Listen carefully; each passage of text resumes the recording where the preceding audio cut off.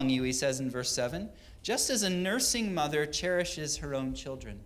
I don't compare myself to a nursing mother very often, but I love the gentle picture that Paul gives here. And many of you have young children, you've had young children, and there's just a tenderness about the image that Paul uses.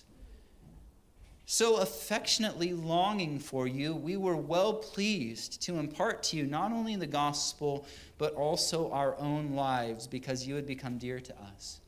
This is Paul's heart for the church in this city, but I think this is Paul's heart for the church globally. The church is dear to him, this church specifically in Thessalonica. And then he says, for you remember, brethren, our labor and toil, for laboring night and day, that we might not be a burden to any of you, we preached to you the gospel of God. Now, from the book of Acts, what we really see in chapter 17, Paul probably only spent a few weeks in Thessalonica. In Corinth, he would spend more than a year and a half. And so, as he came from this city and as he came into Corinth, he made a determination, probably for similar reasons, maybe not, but this determination that I'm going to work, and I'm going to earn, and I'm going to live, with Aquila and Priscilla, and I'm going to minister the gospel so that I'm not a burden, but also so that I don't stumble people, so that I don't hinder the gospel from going out. As we'll come to find out, there were false teachers that were coming through the city of Corinth, and many of them were coming through because they had this cloak of covetousness. They were greedy. They wanted the money, and I think Paul wanted to distance himself as far away from that as he could.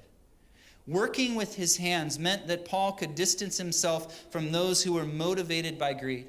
Paul could say, look, I'm not motivated by greed. I haven't taken anything from you. Nothing. That might have been a charge that he would have had to have faced. It may be that he didn't want to become a needless burden to the church that was there. But these same things, that motivated Paul in Thessalonica may have motivated him once in Corinth.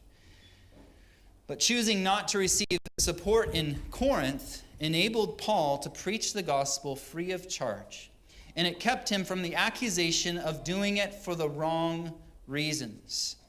But it certainly added some hardship to his life. Paul's life would have been a lot easier in Corinth if he just received a paycheck.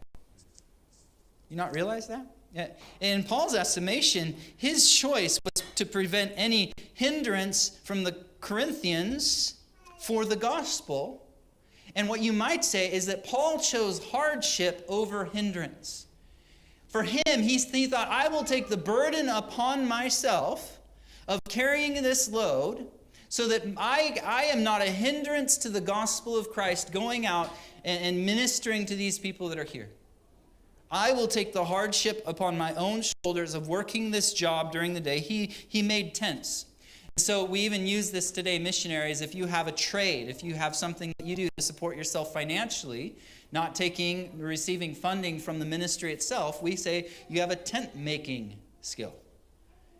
And it's not about tent making. The interesting thing about Paul is he never talks about his job. He never talks about tent making. I would have read a book written by the Apostle Paul of what it takes to build a tent. Tent making wasn't his passion.